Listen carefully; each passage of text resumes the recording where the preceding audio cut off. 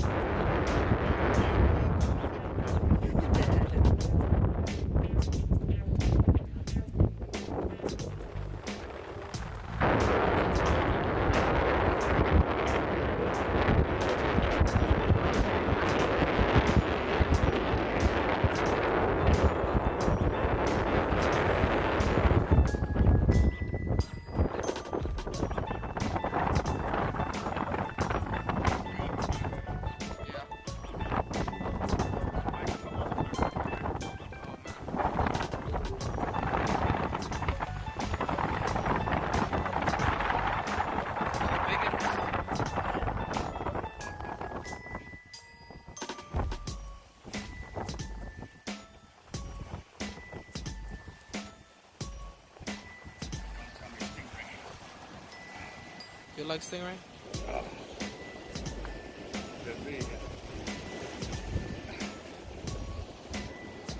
Oh no.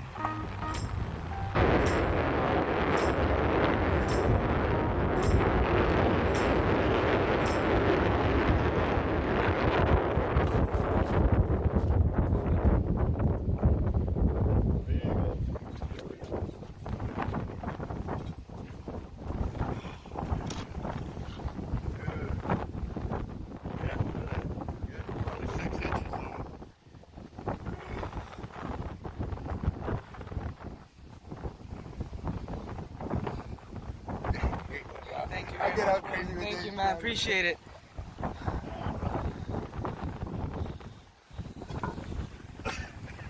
Damn, dude. Again.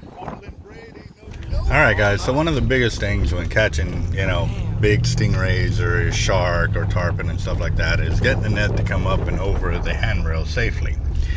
So for us, by having the net tilt sideways makes it whole much easier all the way around by getting the net from under the pier, along the handrail, and up and over.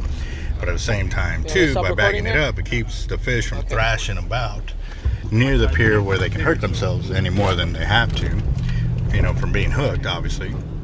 But also too, for us, like this stingray, that the barb is about 6 to 7 inches, is now stuck inside the weave of the net.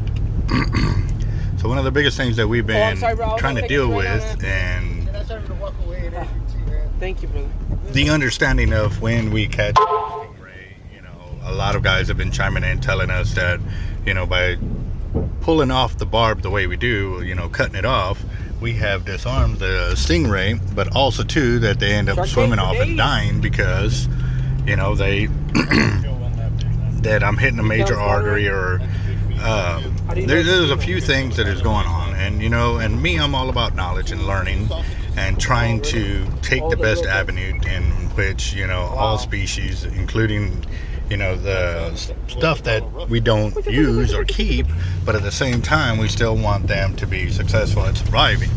Now, one of the biggest things that we have done is went from trying to release them with the barbs intact and stuff like that, but at the same time too, our safety is taken paramount, because when they come in fresh as we do, we get them in pretty quick, with the gear we're using, which means they still have a lot of strength to move around and or function once they're up on the pier. So by me leaving the barb in the net and deciding to cut it off and pull it away from there, it was more of yeah. Oh, that is right. Wow, that'll still get you though. yeah,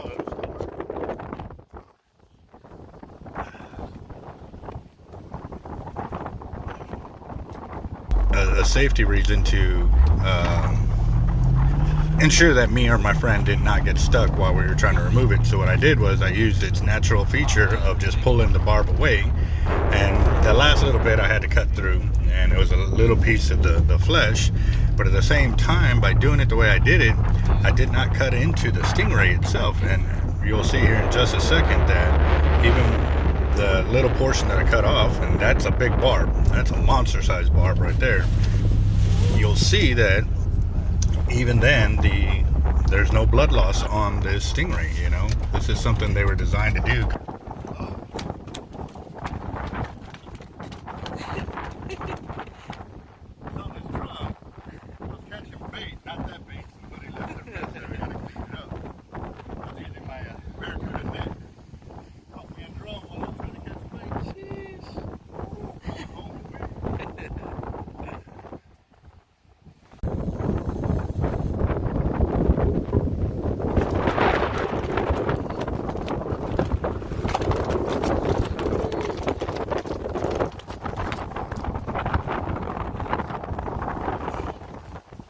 That's where the barb should be, but it was already cut off and it's already healed. See, so us cutting them off, they're not going to die, they're going to keep growing. So just a little food for thought, guys.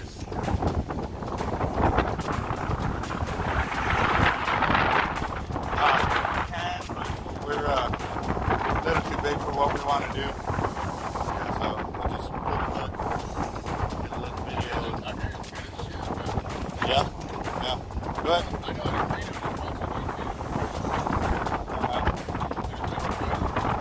yeah, no, it's good scallops and stuff like that, but females like that, of that size, I'll throw them back, because normally they'll start pupping out, or they just finish pupping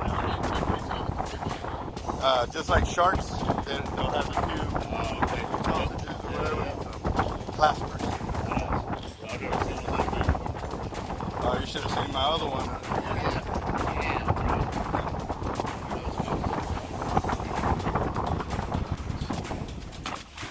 Nice release. Good release, bro.